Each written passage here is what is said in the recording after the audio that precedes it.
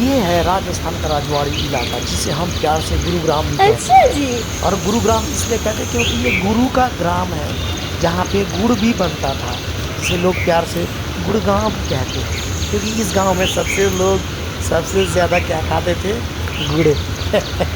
भाई हट मजाक से हट के, लेकिन ये गुड़गांव भाई बहुत ही प्यारा जगह है भाई। यहाँ पे मल्टीनेशनल कंपनी की ना भाई बड़ी बड़ी बिल्डिंगें हैं यहाँ पे। भाई तुम देख ही सकते हो मेरे सामने भाई, ये देखो डीएलएफ का बिल्डिंग है। डीएलएफ की बिल्डिंग के ऊपर ये देखिए बड़े बड़े और मोटे मोटे काले अक्षरों में लिखा हुआ है कानून। कानून के बाद में लिखा हुआ है उड।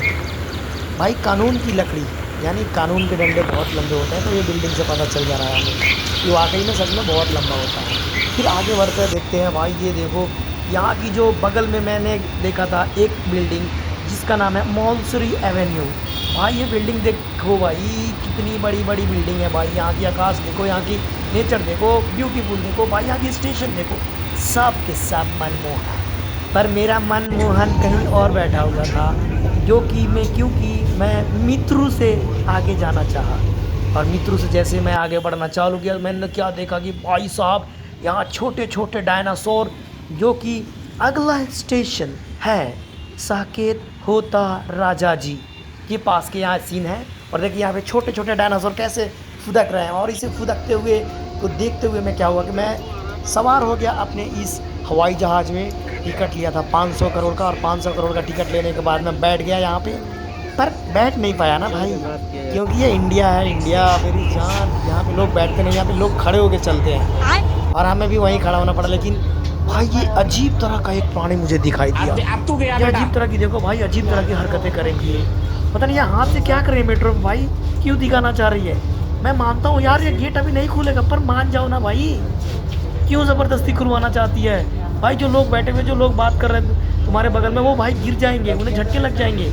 अरे रुक जा यार, जो भी कुछ करना है, जो भी कुछ समझना है, घर पे चले जाओ, घर पे आराम से बैठो और सारी काम करो। अबे साले। काम करने के लिए अपने पास तो पूरी रात बाकी है भाई, तो दिन में ऐसे करने की क्या ज़रूरत है। चलो यानी जब ये हमारे हवाई जहाज़ का देखिए रास्ता खुल गया बीच डोर के बागाडोर में।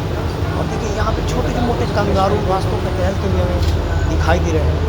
खैर ये कंगारू बहुत प्यारे होते हैं, आप इन्हें गोद में भी रात को खिला सकते हैं एनीवे। लेकिन जैसे जैसे ये कंगारू आगे बढ़ते गए, मेरा मन भी धीरे धीरे अधीर हो रहा था, क्योंकि मैं बिस्किट के साथ चाय खाने वाला था। हालांकि मैं चाय के साथ बिस्किट खाने वाला था। तो मैं जैसे ये चीज़ों को देखा तो मैं सोचा कि क्यों ना एक कुछ उथल पुथल जो दिमाग में मच रहा है, मैं उसे एक कैनवास पे उतारूं। और इसी के साथ जैसे सोच रहा था तो मेरी दिमाग की जैसे बंद हो गई।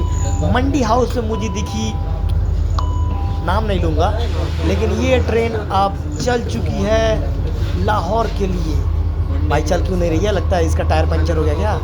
नहीं, चल दिया। और चलने के साथ इसी के साथ ये 580 किलोमीटर पर मिनट की रफ्तार से भागते हुए बहुत तेज हम पहुंच गए सीधे नोएडा सेक्टर 16 है, जहाँ पे सबसे ज़्यादा थर्ड कैटेगरी के लोग हैं। यहाँ पे आपको हर तरह के यहाँ पे इंस्टीट्यूट मिल जाएंगे, जो कि आपको बोलेंगे भैया 1 महीना की कोर्स कर लो, हम आपकी नौकरी लगवा देंगे। हालांकि इन सब चक्करों में ना पड़ते हुए मैं सीधे वहाँ से दौड़ते दौड़ते भागते हुए पहुँच गया मित्रू पे। और पकड़ लिया मैंने द्वारका, जहाँ पे देखा भाई यहाँ पे लड़के तो पूरी तरह से ढके हुए थे, पर कुछ अजीब से अपने महानुभाव अपने चीज़ों को निखारते हुए संवारते हुए आगे बढ़ रहे थे। खैर ये इनकी अभिव्यक्ति की आज़ादी है, इसमें कुछ बोला नहीं जा सकता। अब कोर्स यार मैं भी कभी कभार मेट्रो में मैं नंगा नहीं बोल सकता उसको, मैं रूपा का अंडरवियर पहन के भी घूम लेता हूँ यानी भी, क्योंकि भाई मैं ठहरा जानवर, जंगल में रहने वाला, ये मेट्रो में मैं क्या करूँ। फिर जैसे तैसे मैं इस गुफा से बाहर निकला तो अभी देखा कि भाई नीचे जनजाति पूरे पहाड़ टहल रही थी साकेत पे। उसके साथ मैंने सोचा कि क्यों ना थोड़ा तिकड़मबाजी करते हुए मैं अपने छोटे छोटे पैरों से तिकड़म करते हुए मैं आगे बढ़ा इधर लाल किला की तरफ। लेकिन मैंने सोचा नहीं यार, लाल किला जाके मैं पूरी तरह से लाल हो जाऊंगा, तो क्यों ना मैं थोड़ा रुक के हवा खा लूँ। और हवा खाते खाते मुझे लगा ये जो इलाका है, जो जहाँ पर रामायण काल में श्री कृष्ण जी ने रावण का जहाँ पे वध किया था, मैं उस जगह को देखता रह गया, क्योंकि वहाँ पे छोटे मोटे फाइटर जेट अपने लाल पीली बत्तियों को लेते हुए बाहर निकल रहे थे। तो मैंने सोचा चलो यार अब मैं सतयुग की तरफ चलता हूँ, क्योंकि मैं तो टाइम ट्रैवल कर रहा था। तो टाइम ट्रैवल इसी चक्कर में मैं निकल गया अगला स्टॉपेज की तरफ। और जैसे गया तो मैं देखा एक बहुत ही काला लंबा नाग बाहर निकला, जिसकी पेट खुली हुई थी और पेट के अंदर से बहुत सारे चूजे बाहर निकल रहे थे। ये इसी तरह मैं इस गुफा से बाहर निकलने के लिए सोच ही रहा था, तब तक वो ट्रेन चली गई। और ये आई दूसरी ट्रेन, भाई क्या रफ्तार पकड़ के आई, लेकिन रफ्तार में दमदार नहीं था, क्योंकि ये दमदार कहीं खो गई थी। फिर इसके बाद मैंने बैठा कि चलो यार अब धीरे धीरे टाइम ख़त्म करते हुए मैं क्यों ना मैं थोड़ी और भी उधम कचौड़ी मचाते हुए बाहर निकलूँ। मैं ठहरा, ज़्यादा से ज़्यादा लोग क्या करेंगे इन सब बीच में बाद में बोलने के बाद। भाई मैं ठहरा एक परदेसी आदमी, मैं अपना झोला निकालूंगा, उठाऊंगा और चल दूंगा। अब बस इसी सोच में मैं कहाँ निकल गया, मैं पहुँच गया सिकंदरपुर रात के 9 बजे। गेट नंबर 1 से निकलते हुए मुझे दिखी छोटे छोटे ये जो सपोले हैं भाई, इनकी आंखें रात को चमक रही थी और चमकते हुए बहुत तेज़ी में पानी की रफ्तार से अपने अपने गतिविध स्थान पर चलते हुए भाई अजीब तरह के पोपो पी पी पोपो आवाज़ निकाल रहे थे। खैर मैं इन सब चीज़ों को बहुत ही अपने कैमरे से इस आंखों में सजाते हुए मैं सोचा कि क्यों मैं बाहर निकल जाऊँ इससे। और बाहर निकल के देखा कि छोटे छोटे मोटे मोटे अंकों में कुछ तो लिख रहा था, पर कुछ ज़्यादा जांच पड़ताल करने के बाद पता चला कि वो तो फ़ोन नंबर है जो कि दूरगामी है कॉन्टैक्ट करने के लिए। और इसी के साथ मैं पहुंच गया लाकूस बिल्डिंग नंबर 8 साइबर सिटी। इसका नाम पता नहीं साइबर सिटी किसने रख दिया भाई, लेकिन यहाँ पे तो साइबर सिटी है नहीं, क्योंकि साइबर तो कुछ कुछ मुझे दिखा नहीं। हाँ यहाँ पे पत्थर के और कांच के मुझे बिल्डिंग ज़रूर दिखे, और इसी बिल्डिंग में भाई यहाँ की जो फर्श थी ना वो भी कांच की तरह चमक रही थी। खैर मैं बिल्डिंग देख ही रहा था, तभी तक मैंने सोचा कि क्यों ना कुछ लोगों से मैं बातचीत करूँ, और बातचीत करने के लिए लोग भी तो मिलने चाहिए भाई साहब। मुझे वो लोग मिल नहीं रहे थे, तो मैंने सोचा मैं किससे बात करूँ। मैंने सोचा कि क्यों ना मैं बड़ी बड़ी बिल्डिंगों से बात करूँ। हालांकि मेरा मन था ये जो मैडम सामने से गुजरी हैं, तो क्यों ना मैं उन्हें उठाकर अपने बगल में और 2-4 बातें प्यार से कुछ बोल दूँ। पर नहीं यार, डर भी तो लगता है ना भाई, मानो है हम जानवर नहीं है भाई।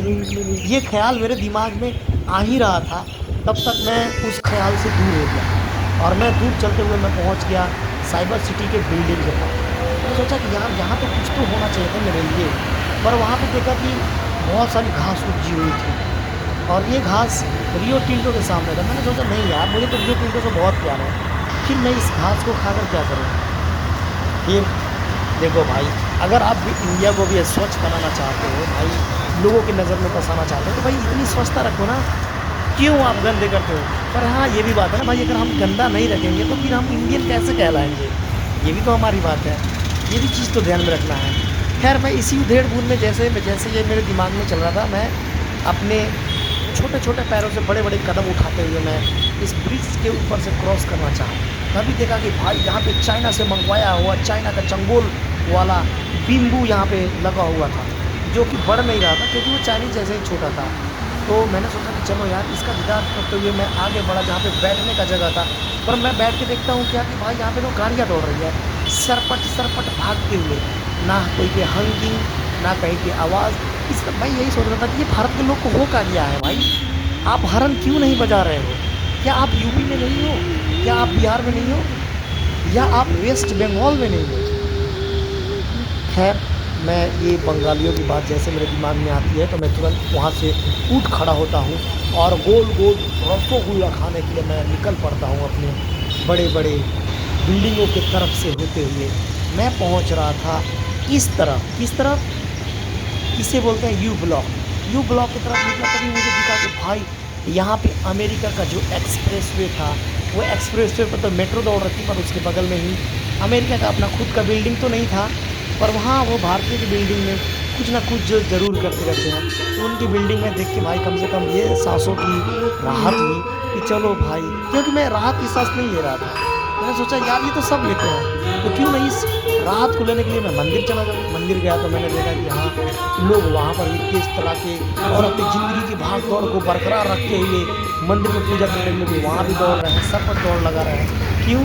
क्योंकि बाहर भंडारा भी बट रहा था भाई, उसे भी तो खाना है। फिर मैंने भी भंडारा खाया भाई, जिसमें भंडारे में मैंने 8 पूरियाँ खाई और सब्जी खाई। और सब्जी खा के मैं फिर अपने वापस घर की तरफ लौट ही रहा था, तभी मौसम का मिजाज बदला, और मिजाज बदलते हुए मेरे मन में एक गाना आया, जिसे मैं गाने लगा। रिमझिम गिरे सावन, अब की बरस जाए बदन।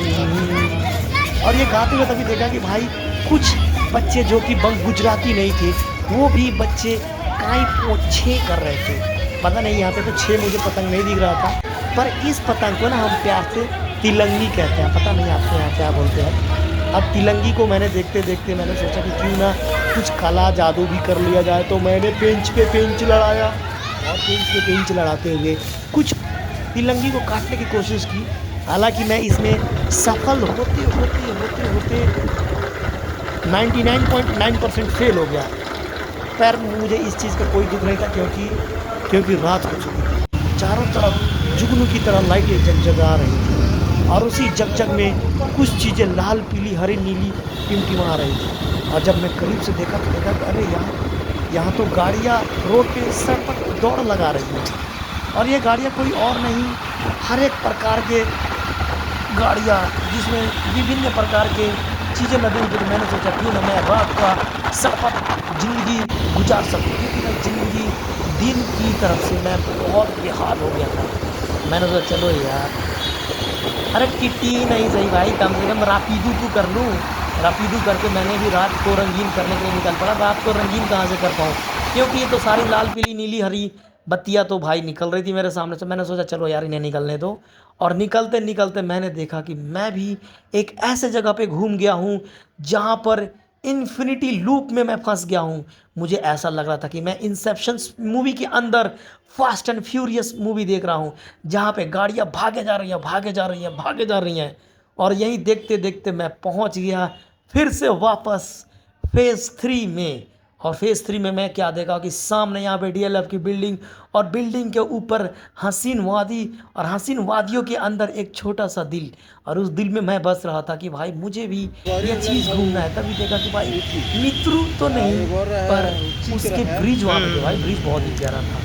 अरे ये मैं चला गया भाई कुछ खाने, क्योंकि रात को भूख लगने के कारण मैं चीज़ें ढूंढ रहा था, तो मुझे मिला ये लाल हरी और पीली रंग की कुछ चीज़ें, जिसे हम प्यार से चटकारे लेते हुए बोलते हैं चिप्स। तो मैंने चिप्स खाना शुरू किया, और खाते खाते मैं धीरे धीरे अपने पैरों से